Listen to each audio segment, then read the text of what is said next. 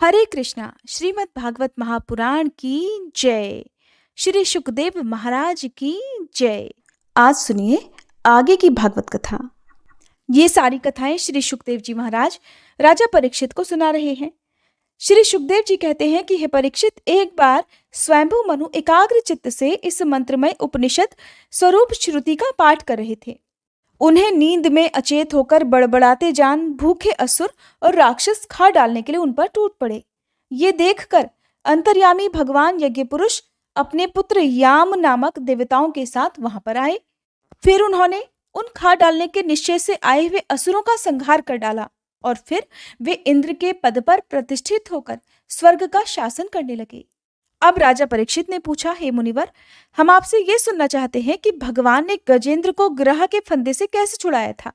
सभी कथाओं में वही कथा परम पुण्यमय, प्रशंसनीय, मंगलकारी और शुभ है, जिसमें महात्माओं के द्वारा गान किए हुए भगवान श्री हरि के पवित्र यश का वर्णन रहता है।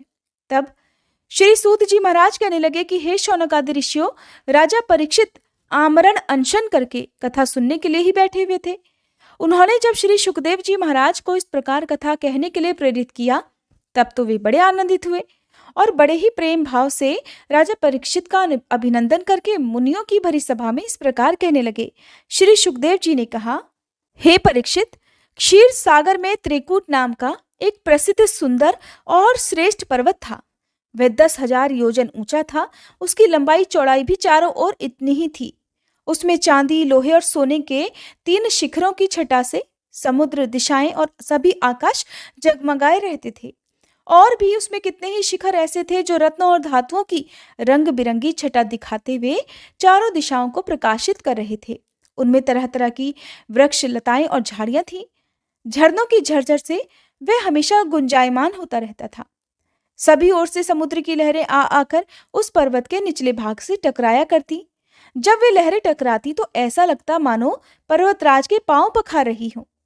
उस पर्वत के हरे पन्ने के पत्थरों से वहां की भूमि ऐसी सांवली हो गई थी मानो उस पर हरी भरी दूब लग रही हो।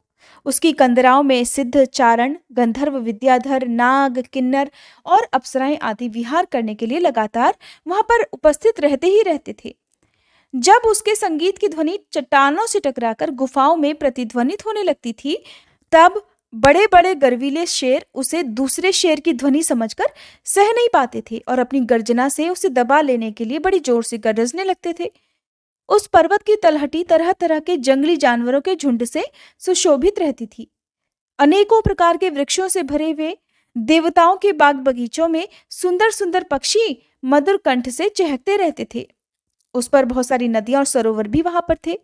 उन सभी का जल बड़ा निर्मल था। उनके पुलिन पर मणियों की बालू चमकती रहती थी। उनमें देवांगनाएं स्नान किया करती थीं, जिससे उनका जल अत्यंत सुगंधित हो जाता था। उसकी सुरभि लेकर भीनी भीनी वायु चलती थी। उसी पर्वत के घोर जंगल में बहुत सी हथिनियों के साथ एक गजेंद्र अर्थात हाथी भी निवास करता था। वह बड़े बड़े शक्तिशाली हाथियों का सरदार था। एक दिन वह उसी पर्वत पर अपनी हथिनियों के साथ कांटे वाले कीचक, बांस, बेत, बड़ी बड़ी झाड़ियों और पेड़ों को रौंदता हुआ बड़ी मस्ती से घूम रहा था। उसकी गंध मात्र से ही सिंह, हाथी, बाघ, गैंडे आदि हिंसक जंतु, नाग और काले गोरे शरभ और चमड़ी गाय आदि डरकर भाग जाया करते थे। और उसकी कृपा से भेड़िए, सुअर, भैंसे, रीछ, शल्य, लंगूर और कुत्ते, बंदर, हिरन और खरगोश आदि छोटे छोटे जीव हर कहीं निर्भय होकर बिना किसी डर के घूमते रहते थे। उसके पीछे पीछे हाथियों के छोटे छोटे बच्चे दौड़ रहे थे। बड़े बड़े हाथी और हथिनियां भी उसे घेर कर चल रही थी। उसके चलने की धमक से तो पहाड़ भी कई बार कांप उठता था। उसके गंड स्थल से टपकते हुए मद का पान करने के लिए साथ साथ भौरे भी उड़ते जा रहे थे। उस गजेंद्र के मद के कारण उसके नेत्र विह्वल हो रहे थे। बड़े जोर की धूप थी, इसलिए वह गजेंद्र व्याकुल हो गया और उसे तथा उसके साथियों को जो उसके साथ घूम रहे थे, उन सभी को बड़े जोर से प्यास लगने लगी। उस समय दूर से ही कमल के पराग से सुगंधित वायु की गंध सूंघकर वह उसी सरोवर की ओर चल पड़ा, जिसकी तरफ से वह शीतलता और सुगंध लेकर वायु बह रही थी। थोड़ी ही देर में बड़ी तेजी से चलकर वह उस सरोवर के तट पर जा पहुंचा। वहां गया तो उस सरोवर का जल अत्यंत निर्मल और अमृत के समान मधुर था। सुनहले और अरुण कमलों की केसर से वह महक रहा था। गजेंद्र ने पहले तो उस सरोवर में घुसकर अपनी सूंड से उठा उठाकर जी भर के जल पिया और फिर उसी जल में स्नान करके अपनी थकान मिटाई। गजेंद्र गृहस्थ पुरुषों की तरह मोहग्रस्त होकर अपनी सूंड से जल की फुहारें छोड़ छोड़कर अपने साथ आई हुई हथिनियों और बच्चों को नहलाने लगा और उनके मुंह में सूंड डालकर जल पिलाने लगा। भगवान की माया से मोहित हुआ गजेंद्र उन्मत्त हो रहा था। उस बेचारे को इस बात का पता ही नहीं था कि अब तो बहुत जल्दी मेरे सिर पर बहुत बड़ी विपत्ति मंडराने वाली है। हे परीक्षित, गजेंद्र जिस समय इतना उन्मत्त हो रहा था, अपने परिवार के साथ समय बिता रहा था, उसी समय काल की प्रेरणा से एक बलवान ग्रह अर्थात मगरमच्छ ने क्रोध में भरकर उसका पैर पकड़ लिया। इस प्रकार अचानक विपत्ति में पड़कर उस बलवान गजेंद्र ने अपनी शक्ति के अनुसार अपने आप को छुड़ाने का बड़ा प्रयास किया, परंतु वो छुड़ा नहीं सका। दूसरे हाथी हथिनियों और उसके बच्चों ने भी देखा। वे सब भी देख रहे थे कि उनके स्वामी को बलवान बड़ा शक्तिशाली ग्रह बड़ी तेजी से सरोवर के अंदर खींच रहा है, जिसे देखकर वे सभी घबराने लगे। उन्हें बड़ा दुख हुआ। वे बड़ी व्याकुलता से चिंघाड़ने लगे। पूरा जंगल उनकी चिंघाड़ से गूंजने लगा। बहुत से जानवरों ने सहायता पहुंचाकर उसे जल से बाहर निकालना भी चाहा, परंतु इसमें भी वो असमर्थ ही रहे। गजेंद्र और ग्रह अपनी पूरी पूरी ताकत लगाकर एक दूसरे से भिड़े हुए थे। कभी वह ग्रह गजेंद्र को पानी के भीतर ले जाता तो कभी गजेंद्र ग्रह को बाहर सरोवर से दूर खींच कर ले आता। हे परीक्षित, इस प्रकार उन्हें लड़ते लड़ते 1000 वर्ष बीत गए और दोनों इस प्रकार युद्ध करते हुए एक दूसरे को छुड़ाते हुए जीते ही रहे। ये घटना देखकर तो देवता भी आश्चर्यचकित हो गए। अंत में बहुत दिनों तक बार बार जल में खींचे जाने से गजेंद्र का शरीर शिथिल पड़ गया। अब ना तो उसके शरीर में वो बल रह गया और ना ही मन में उत्साह। उसकी शक्ति भी कमजोर हो गई। इधर ग्रह तो जलचर ही ठहरा, वो तो पानी में रहकर ही गजेंद्र को खींच रहा था, इसलिए उसकी शक्ति कमजोर होने के बजाय और भी बढ़ गई। अब तो जब उसने देखा कि गजेंद्र की शक्ति कमजोर होती जा रही है, तो वो बड़े उत्साह से और भी ज्यादा जोर लगाकर गजेंद्र को पानी के अंदर खींचने लगा। इस प्रकार वह विशालकाय गजेंद्र, जिसे अपने शरीर पर अपने बल पर बड़ा अभिमान हुआ करता था, अचानक अपने प्राण संकट में देखकर बड़ा परेशान हो गया और अपने को छुड़ाने में बिल्कुल असमर्थ असहाय हो गया। बहुत देर तक तो उसने अपनी मुक्ति के लिए उपाय पर विचार किया कि कैसे मैं इस ग्रह से अपने आप को मुक्त करा सकूं, और अंत में वो इस निश्चय पर पहुंचा कि ये ग्रह तो विधाता की फांसी ही है और इसमें फंसकर ही मैं व्याकुल हो रहा हूं। जब मुझे मेरे बराबर के हाथी भी इस मुश्किल से उबार नहीं सके, तब तो ये बेचारी हथिनियां मुझे छुड़ा ही कैसे सकती हैं। इसलिए अब मैं संपूर्ण विश्व के एकमात्र आश्रय भगवान की ही शरण लेता हूं। काल तो बड़ा बली है, ये तो सांप के समान बड़े प्रचंड वेग से सभी को निगल जाने के लिए दौड़ता ही रहता है, और इससे अत्यंत भयभीत होकर जो कोई भगवान की शरण में चला जाता है, सब कुछ भगवान पर छोड़ देता है, विपत्ति के समय घबराता नहीं है, उसे वे प्रभु अवश्य अवश्य बचा लेते हैं। उनके भय से भीत होकर मृत्यु भी अपना काम ठीक ठीक पूरा करता है। वह प्रभु सभी के आश्रयदाता हैं और अब मैं उन्हीं की शरण ग्रहण करता हूँ। श्री सुखदेव जी कहते हैं, हे परीक्षित, अपनी बुद्धि से ऐसा निश्चय करके गजेंद्र ने अपने मन को अपने हृदय में एकाग्र किया और फिर पूर्व जन्म में सीखे हुए श्रेष्ठ स्तोत्र के जप द्वारा भगवान की स्तुति करने लगा। गजेंद्र ने कहा, जो जगत के मूल कारण है और सबके हृदय में पुरुष के रूप में विराजमान है और समस्त जगत के एकमात्र स्वामी हैं, जिनके कारण इस संसार में चेतना का विस्तार होता है, उन भगवान को मैं नमस्कार करता हूँ, प्रेम से उनका ध्यान करता हूँ।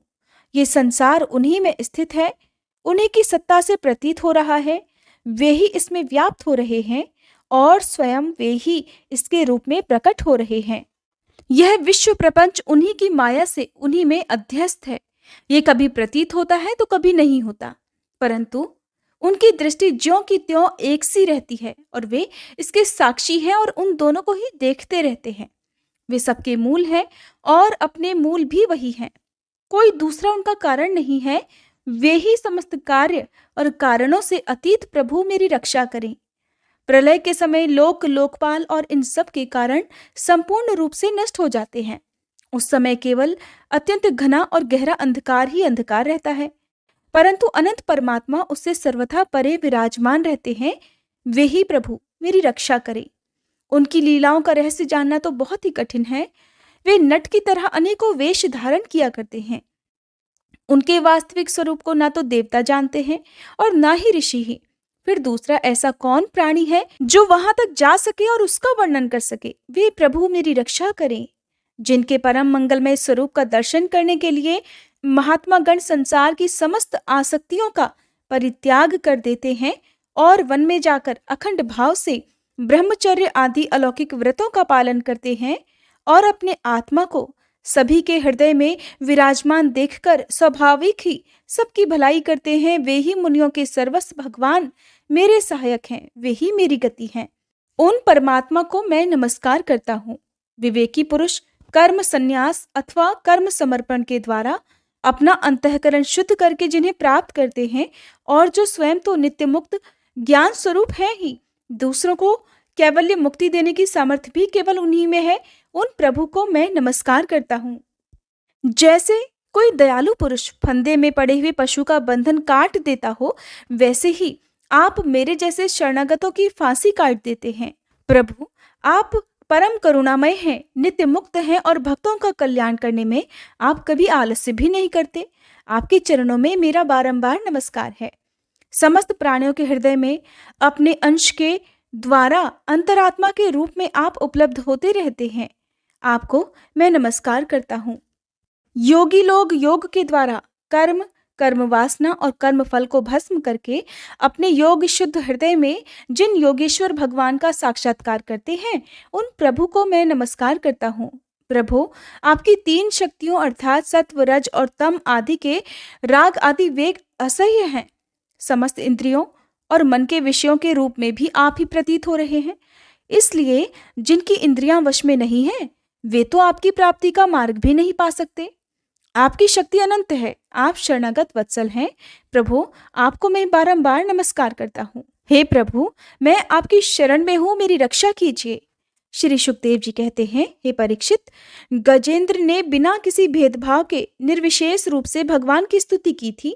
इसलिए भिन्न भिन्न नाम और रूप को अपना स्वरूप मानने वाले ब्रह्मादि देवता उसकी रक्षा करने के लिए नहीं आए। उस समय सर्वात्मा होने के कारण सर्वदेव स्वरूप स्वयं भगवान श्री हरि वहां प्रकट हो गए। विश्व के एकमात्र आधार भगवान ने देखा कि गजेंद्र तो अत्यंत पीड़ित हो रहा है, अतः उसकी स्तुति सुनकर वेदमय गरुड़ पर सवार होकर चक्रधारी भगवान बड़ी शीघ्रता से वहां के लिए चल पड़े, जहां की गजेंद्र अत्यंत संकट में पड़ा हुआ था। उनके साथ स्तुति करते हुए देवतागण भी वहां आए। सरोवर के अंदर बलवान ग्रह ने गजेंद्र को पकड़ रखा था और वह पीड़ा से अत्यंत व्याकुल हो रहा था।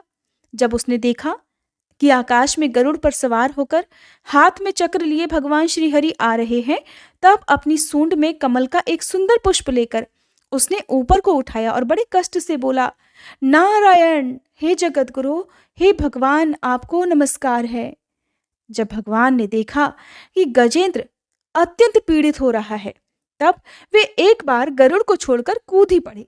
कृपा करके और गजेंद्र के साथ ही ग्रह को भी बड़ी शीघ्रता से सरोवर से बाहर निकाल लाए। फिर सभी देवताओं के सामने ही भगवान श्री हरि ने चक्र से उस ग्रह का मुंह फाड़ डाला और गजेंद्र को मुक्त करा दिया। श्री सुखदेव जी कहते हैं, हे परीक्षित, उस समय ब्रह्मा शंकर आदि देवता, ऋषि और गंधर्व श्री हरि भगवान के इस कर्म की प्रशंसा करने लगे और उनके ऊपर पुष्पों की वर्षा करने लगे। स्वर्ग में दुंदुभियां बजने लगी, गंधर्व नाचने गाने लगे, ऋषि, चारण और सिद्धगण भगवान पुरुषोत्तम की स्तुति करने लगे। इधर वह ग्रह तुरंत ही परम आश्चर्यमय दिव्य शरीर से संपन्न हो गया। यह ग्रह इससे पहले हुहु नामक एक श्रेष्ठ गंधर्व हुआ करता था। देवल के श्राप से उसे गति प्राप्त हुई थी और अब भगवान की कृपा से वह मुक्त हो गया था। उसने सर्वेश्वर भगवान के चरणों में सिर रखकर प्रणाम किया। इसके बाद वह भगवान के सुयश का गान करने लगा। वास्तव में अविनाशी भगवान ही सर्वश्रेष्ठ कीर्ति से संपन्न है और उन्हीं के गुण और मनोहर लीलाएं गान करने के लायक हैं। भगवान के कृपापूर्ण स्पर्श से उसके सारे पाप ताप नष्ट हो गए। उसने भगवान की परिक्रमा करके उनके चरणों में प्रणाम किया और सबके देखते देखते अपने लोक की यात्रा प्रारंभ कर दी। उधर गजेंद्र भी भगवान का स्पर्श प्राप्त होते ही अज्ञान के बंधन से मुक्त हो गया। उसे भगवान का ही रूप प्राप्त हो गया था। वह पीतांबरधारी और चतुर्भुज बन गया। गजेंद्र पूर्व जन्म में द्रविड़ देश का पांड्यवंशी राजा हुआ करता था। उसका नाम था इंद्रद्युम्न और वह भगवान का एक श्रेष्ठ उपासक और अत्यंत यशस्वी था। एक बार राजा इंद्रद्युम्न राजपाट छोड़कर मलय पर्वत पर रहने लगे थे। उन्होंने अपनी जटाई बढ़ा ली थी, तपस्वी का वेश धारण कर लिया था। फिर एक दिन स्नान के बाद पूजा के समय अपने मन को एकाग्र करके और मौन व्रती होकर वे सर्वशक्तिमान भगवान की आराधना कर रहे थे। उसी समय दैव योग से परम यशस्वी अगस्त्य मुनि अपनी शिष्य मंडली के साथ वहीं आ पहुंचे।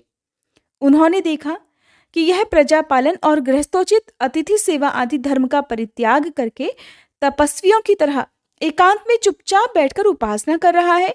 इसलिए वे राजा इंद्रद्युम्न पर क्रोधित हो गए और उन्होंने राजा को यह श्राप दे डाला कि इस राजा ने गुरुजनों से शिक्षा नहीं ग्रहण की है। अभिमानवश परोपकार से निवृत्त होकर यह मनमानी कर रहा है। ब्राह्मणों का अपमान करने वाला ये हाथी के समान जड़ बुद्धि है, इसीलिए इसे वही घोर अज्ञान में हाथी की योनि प्राप्त हो जाए। श्री सुखदेव जी कहते हैं, हे परीक्षित, शाप और वरदान दोनों देने में समर्थ अगस्त ऋषि इस प्रकार शाप देकर अपनी शिष्य मंडली के साथ वहां से चले गए। राजर्षि इंद्रद्युम्न ने यह समझकर संतोष कर लिया कि ये मेरा प्रारब्ध ही था, अर्थात विधाता का लिखा हुआ विधान ही था जो मुझे श्राप मिला। इसके बाद आत्मा की विस्मृति करा देने वाली हाथी की योनि उन्हें प्राप्त हो गई। परंतु भगवान की आराधना का ऐसा प्रभाव है कि हाथी होने पर भी उन्हें भगवान की स्मृति हो ही गई, उन्हें भगवान का स्मरण हो ही गया। भगवान श्री हरि ने इस प्रकार गजेंद्र का उद्धार करके उसे अपना पार्षद बना लिया। गंधर्व सिद्ध देवता उनकी इस लीला का गान करने लगे और वे पार्षद रूप गजेंद्र को अपने साथ लेकर गरुड़ पर सवार होकर अपने अलौकिक धाम को चले गए। हे कुरुवंश शिरोमणि परीक्षित, मैंने भगवान श्री कृष्ण की महिमा और गजेंद्र के उद्धार की कथा तुम्हें सुना दी। यह प्रसंग सुनने वालों के कलिमल और दुस्वप्न को मिटाने वाला और यश, उन्नति और स्वर्ग देने वाला है। इसी से कल्याणकामी द्विजगण दुस्वप्न आदि की शांति के लिए प्रातःकाल जगते ही पवित्र होकर इसका पाठ किया करते हैं। हे परीक्षित, गजेंद्र की स्तुति से प्रसन्न होकर सर्वव्यापक और सर्वभूत स्वरूप श्री हरि भगवान ने सभी लोगों के सामने ही उसे ये बात कही थी।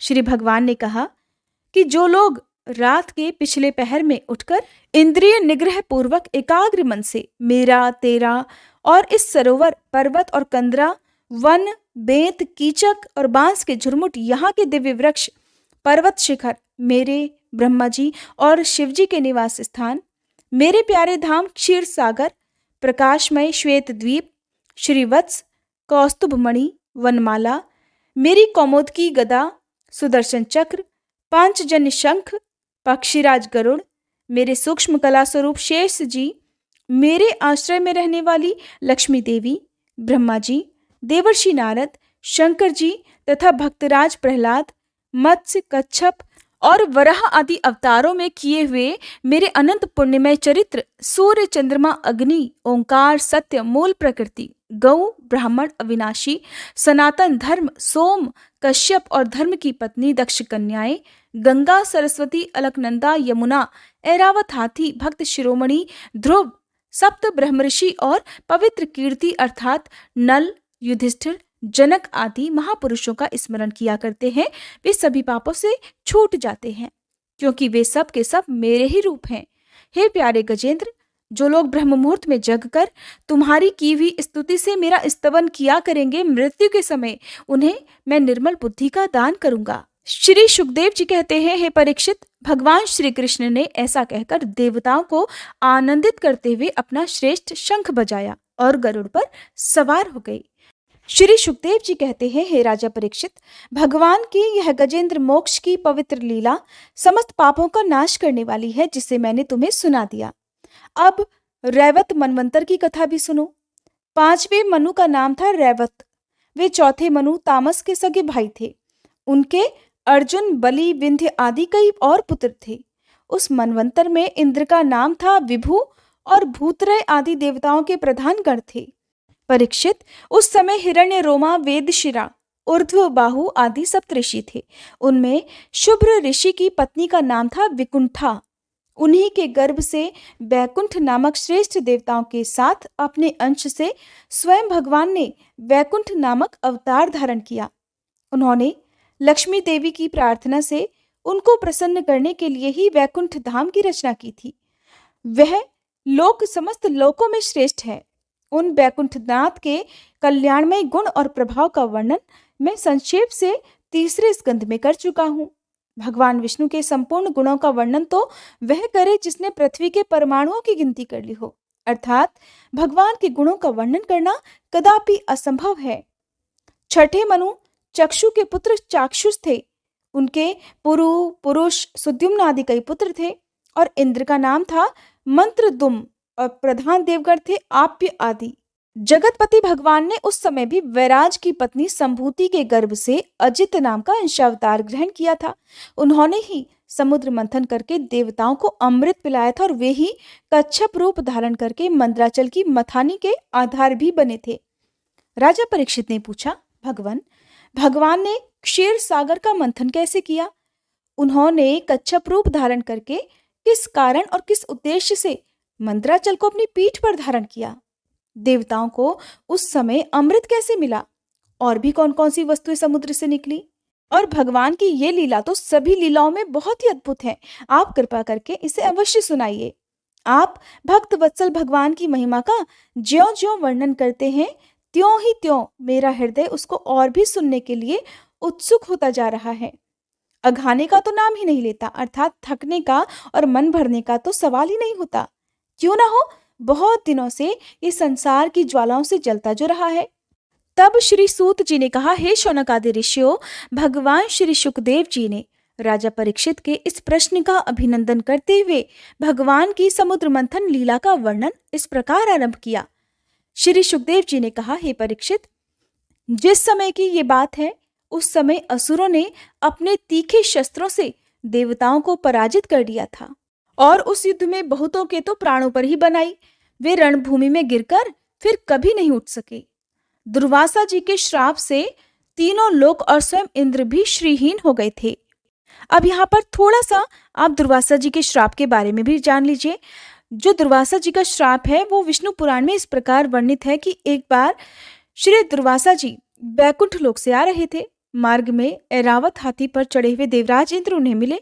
तीनों लोगों का अधिपति जानकर सम्मान पूर्वक दुर्वासा जी ने भगवान के प्रसाद की माला उन्हें दी, किंतु इंद्र ने ऐश्वर्य के मद से उस माला का कुछ भी आदर न करके उसे ऐरावत के मस्तक पर डाल दिया और ऐरावत ने उसे अपनी सूंड में लेकर पैरों से कुचल डाला, जिससे क्रोधित होकर दुर्वासा जी ने इंद्र को श्राप दे डाला कि तू तीनों लोकों सहित शीघ्र ही श्रीहीन हो जाएगा। दुर्वासा जी के श्राप से तीनों लोक और स्वयं इंद्र भी श्रीहीन हो गए थे। यहाँ तक कि यज्ञ आदि धर्म कर्मों का भी लोप हो गया था। ये सब देखकर देवराज इंद्र, वरुण आदि देवताओं ने आपस में बहुत कुछ सोचा विचारा, परंतु अपने विचारों से वे किसी निश्चय पर नहीं पहुंच सके। तब वे सब के सब सुमेरु के शिखर पर स्थित ब्रह्मा जी की सभा में गए और वहां उन लोगों ने बड़ी ही नम्रता से ब्रह्मा जी की सेवा में अपनी परिस्थिति का, अपनी समस्या का संपूर्ण विवरण उन्हें सुना दिया। ब्रह्मा जी ने स्वयं देखा कि इंद्र, वायु आदि देवता श्रीहीन और शक्तिहीन हो गए हैं और लोगों की परिस्थिति बड़ी विकट और संकटग्रस्त हो गई है। धर्म का नाश होता जा रहा है और इसके विपरीत सभी असुर फल फूल रहे हैं। समर्थ ब्रह्मा जी ने अपना मन एकाग्र करके परम पुरुष भगवान का स्मरण किया। फिर थोड़ी देर रुककर बड़े प्रफुल्लित मुख से देवताओं को संबोधित करते हुए कहने लगे, हे देवतागणों, मैं शंकर जी, तुम लोग तथा असुर, दैत्य, मनुष्य, पशु, पक्षी, वृक्ष और स्वेदज आदि समस्त प्राणी, जिनके विराट रूप के एक अत्यंत स्वल्पित अल्प अंश से रचे गए हैं, हम लोग उन अविनाशी प्रभु की ही शरण ग्रहण करते हैं, यद्यपि उनकी दृष्टि में ना कोई वध का पात्र है और ना ही रक्षा का, उनके लिए तो सब कोई समान है। फिर भी सृष्टि, स्थिति और प्रलय के लिए समय समय पर वे रजोगुण, सत्वगुण और तमोगुण को स्वीकार किया करते हैं। इसलिए हम सब उन्हीं जगत गुरु परमात्मा की शरण ग्रहण करते हैं। वे देवताओं के प्रिय हैं और देवता उनके प्रिय हैं। इसलिए हम निज जनों का तो वे अवश्य ही कल्याण करेंगे। श्री सुखदेव जी कहते हैं, हे परीक्षित, देवताओं से ऐसा कहकर ब्रह्मा जी देवताओं को साथ लेकर भगवान अजित के निज धाम बैकुंठ में चले गए। वह धाम तमोमयी प्रकृति से परे है। इन लोगों ने भगवान के स्वरूप और धाम के संबंध में पहले से ही बहुत कुछ सुन रखा था, परंतु वहां जाने पर उन लोगों को कुछ भी दिखाई नहीं पड़ा। इसलिए ब्रह्मा जी एकाग्र मन से वेदवाणी के द्वारा भगवान की स्तुति करने लगे। अब आप सभी श्री ब्रह्मा जी के द्वारा कृत स्तुति भी ध्यान पूर्वक सुनिएगा। कहते हैं कि इस स्तुति का पाठ पढ़ने या सुनने से सभी मनोवांछित इच्छाएं पूर्ण हो जाती हैं। श्री ब्रह्मा जी बोले, हे भगवान, आप निर्विकार, सत्य, अनंत, आदि पुरुष, सबके हृदय में अंतर्यामी रूप से विराजमान, अखंड और अतर्क्य हैं।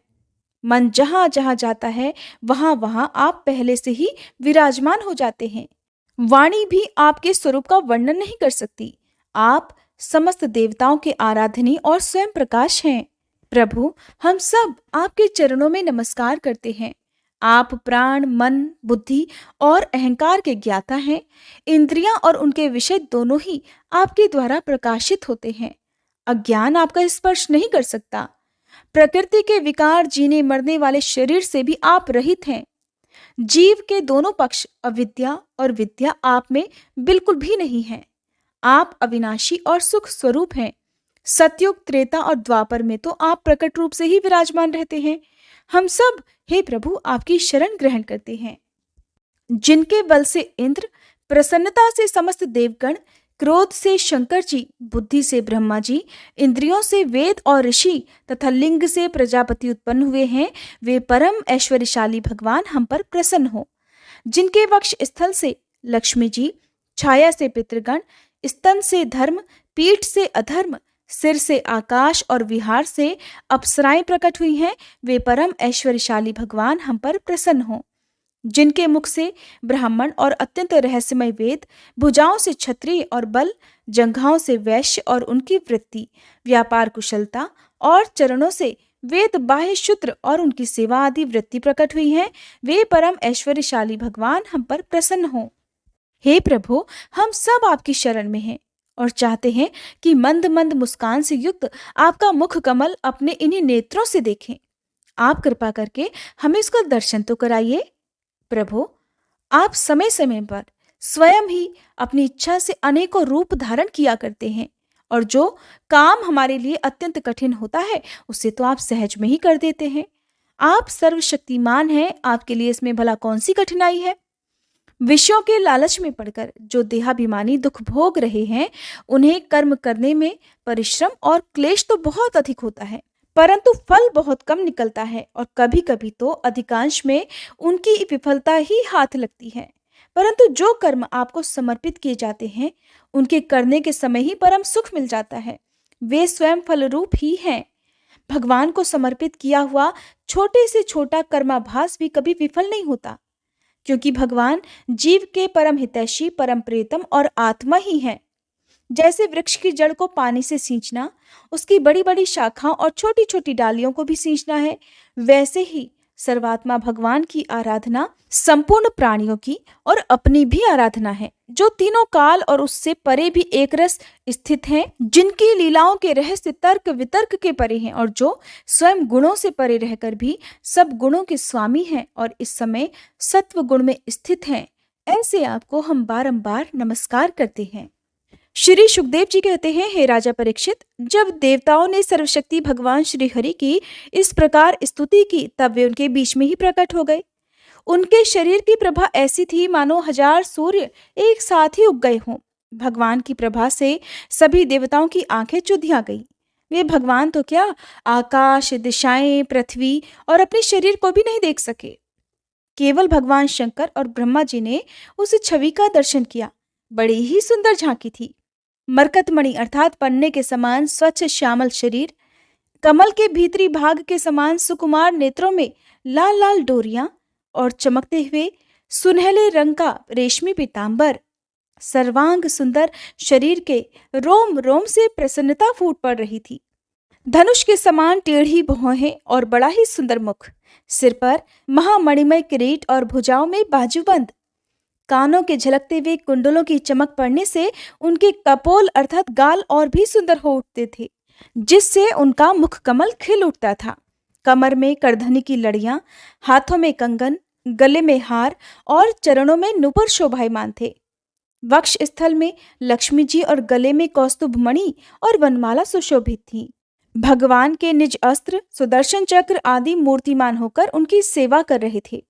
सभी देवताओं ने पृथ्वी पर गिरकर साष्टांग प्रणाम किया। फिर सारे देवताओं को साथ में लेकर शंकर जी और ब्रह्मा जी परम पुरुष भगवान की स्तुति करने लगे। ब्रह्मा जी ने कहा, जो जन्म, स्थिति और प्रलय से कोई संबंध नहीं रखते, जो प्राकृतिक गुणों से रहित और मोक्ष स्वरूप परमानंद के महान समुद्र हैं, जो सूक्ष्म से भी सूक्ष्म है और जिनका स्वरूप अनंत है, उन परम ऐश्वर्यशाली प्रभु को हम लोग बारंबार नमस्कार करते हैं। प्रभु, आप ही इस जगत के आदि, अंत और मध्य हैं। वैसे ही जैसे घड़े का आदि, मध्य और अंत मिट्टी होता है, आप अपने ही आश्रय रहने वाली अपनी माया से इस संसार की रचना करते हैं और फिर इसमें प्रवेश करके अंतर्यामी के रूप में विराजमान हो जाते हैं। इसलिए विवेकी और शास्त्रज्ञ पुरुष बड़ी सावधानी से अपने मन को एकाग्र करके इन गुणों की, विषयों की भीड़ में भी आपके निर्गुण स्वरूप का ही साक्षात्कार करते हैं। जैसे मनुष्य युक्ति के द्वारा लकड़ी से आग, गऊ से अमृत के समान दूध, पृथ्वी से अन्न और जल, व्यापार से अपनी आजीविका प्राप्त कर लेते हैं, ठीक वैसे ही विवेकी पुरुष भी अपनी शुद्ध बुद्धि से भक्ति योग, ज्ञान योग आदि के द्वारा आपको इन विषयों में ही प्राप्त कर लेते हैं।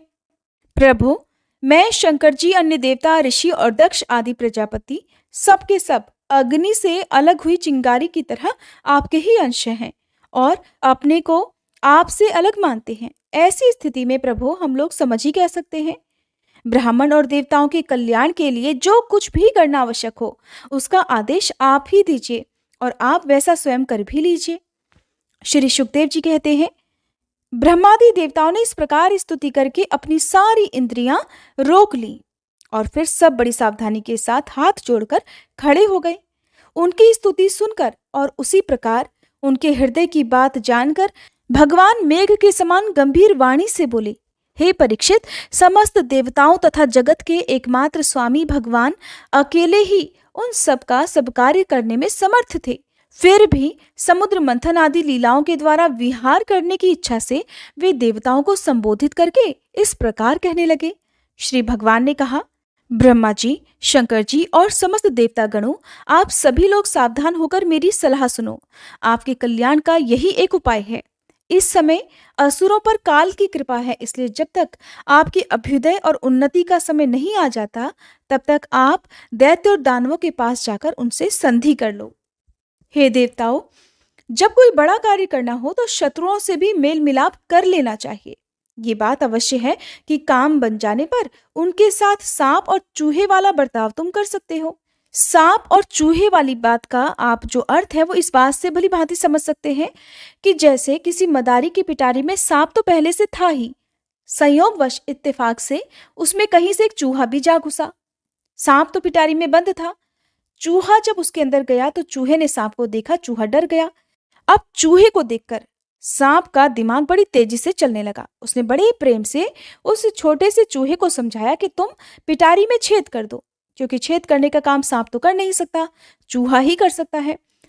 तो फिर जब उसने कहा कि तुम पिटारी में छेद कर दोगे तो उसी छेद से हम दोनों भाग निकलेंगे। पहले तो सांप की इस बात पर चूहे को विश्वास नहीं हुआ। सांप और चूहा तो जन्मजात शत्रु होते हैं। अब जब चूहे को उसकी बात का विश्वास नहीं हुआ, फिर भी उसने अपनी जान बचाने के लिए सोचा कि शायद सांप मुझे नहीं डसेगा, नहीं खाएगा, तो उसने पीछे से पिटारी में छेद कर दिया। अब जब छेद हो गया तो जैसे ही काम बना, इससे पहले कि चूहा उस छेद से बाहर निकलता, सांप ने चूहे को निगल लिया और जब पेट भर गया तो उस पिटारी के उस छेद से सांप भी निकलकर भाग गया। यानी कि सांप का काम तो बन गया, उसका मतलब सिद्ध हो चुका था। तो इसी प्रकार भगवान भी देवताओं को समझा रहे हैं कि अगर विपत्ति के समय या आवश्यकता पड़ने पर यदि शत्रुओं से भी संधि हाथ मिलाना पड़े तो उनसे हाथ मिला लेना चाहिए, और जब अपना काम निकल जाए तो फिर से अपना वही व्यवहार कर लेना चाहिए जैसा कि सांप और चूहे के बीच होता है। क्योंकि सभी देवतागणों को तो अमृत का पान करने की इच्छा थी, सभी को अमर होना था। इसलिए भगवान कहते हैं कि तुम लोग बिना देरी के अमृत निकालने का प्रयास करो, और उसे पी लेने पर तो मरने वाला प्राणी भी अमर हो जाता है। तो पहले क्षीर सागर में सभी प्रकार के घास, तिनके, लताएं और औषधियां डाल दो। फिर तुम लोग मंदराचल की मथानी और वासुकी नाग की नेति बनाकर मेरी सहायता से समुद्र का मंथन करना। अब आलस्य और प्रमाद का समय नहीं है। देवताओं, विश्वास रखो, दैत्यों को तो फल मिलेगा केवल श्रम और क्लेश, परंतु फल तुम ही लोगों को मिलेगा। देवताओं, असुर लोग तुमसे जो जो चाहे तुम सब स्वीकार कर लेना, क्योंकि शांति से सब काम बन जाते हैं। क्रोध करने से कुछ नहीं होता, बल्कि हाथ आने वाली वस्तु भी दूर चली जाती है। अब भगवान ने ब्रह्मा जी और शंकर जी सहित सभी देवताओं को समुद्र मंथन से जो जो वस्तु निकलने वाली थी उनका पहले ही वर्णन कर दिया था।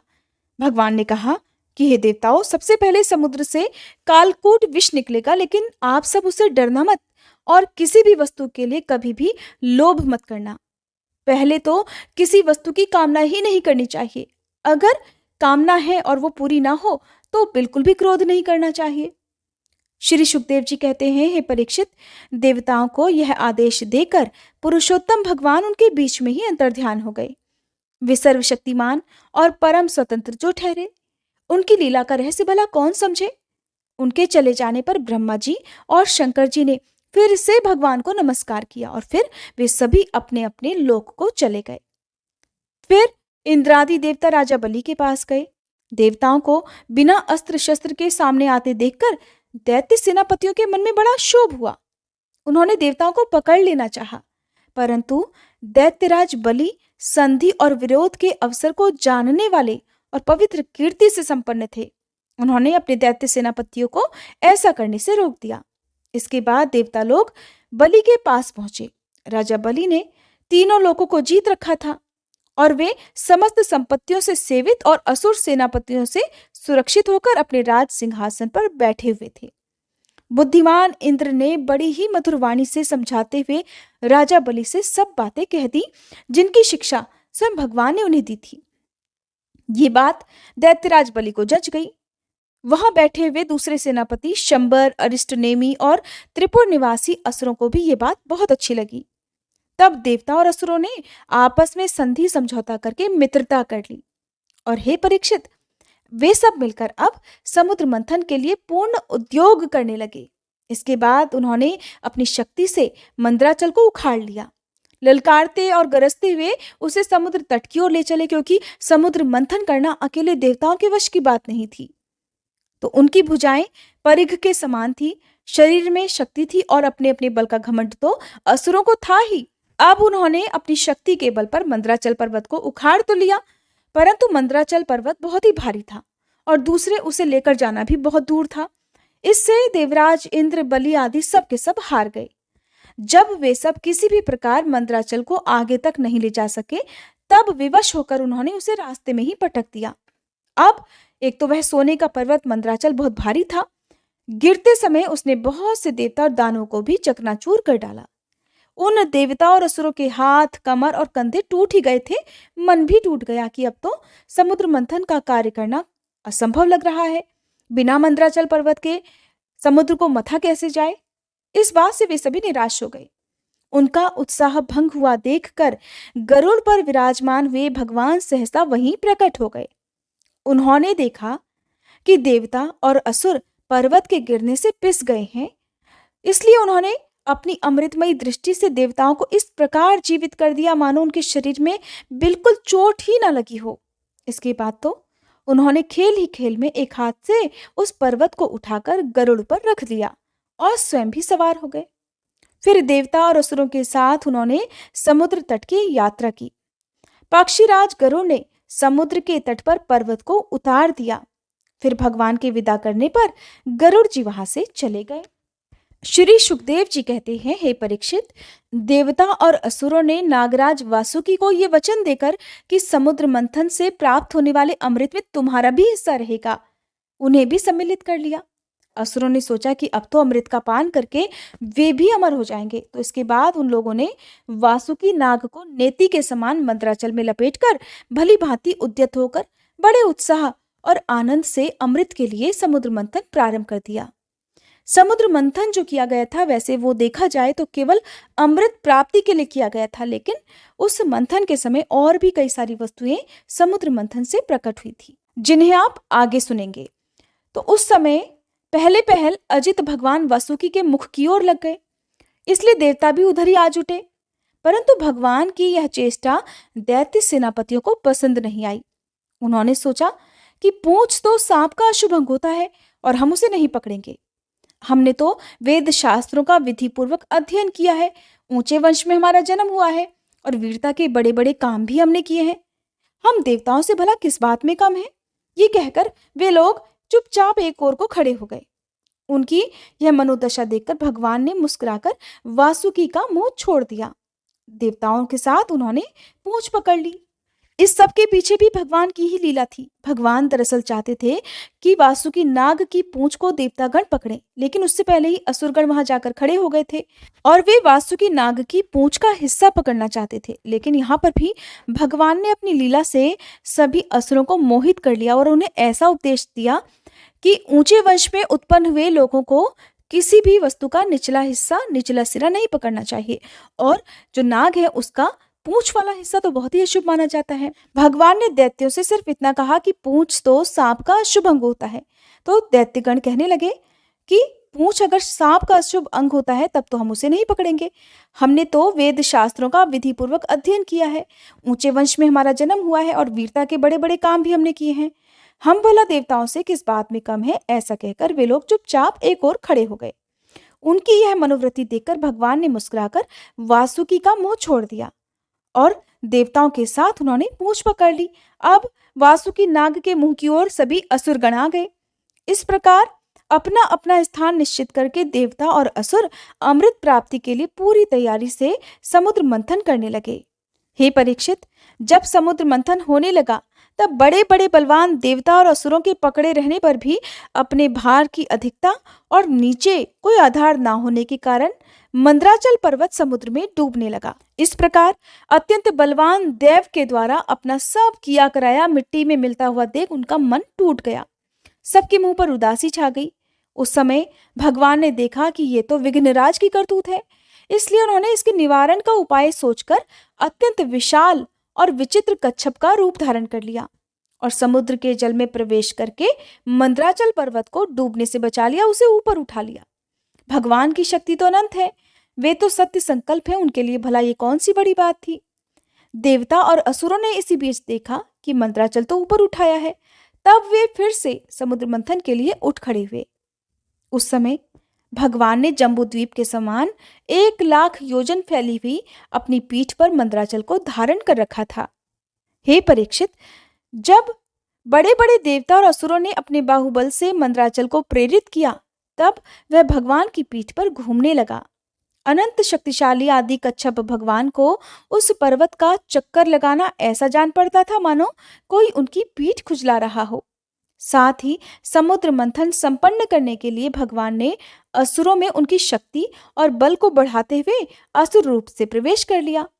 वैसे ही उन्होंने देवताओं को उत्साहित करते हुए उनमें दैव रूप से प्रवेश किया और फिर वासुकी नाग में निद्रा के रूप से इधर पर्वत के ऊपर दूसरे पर्वत के समान बनकर सहस्त्र बाहु भगवान अपने हाथ से उसे दबाकर स्थित हो गए। हरे कृष्णा। इसके आगे का वर्णन आप अगले अध्याय में सुनेंगे। उम्मीद करती हूँ हर बार की तरह आज का अध्याय भी आपको पसंद आया होगा।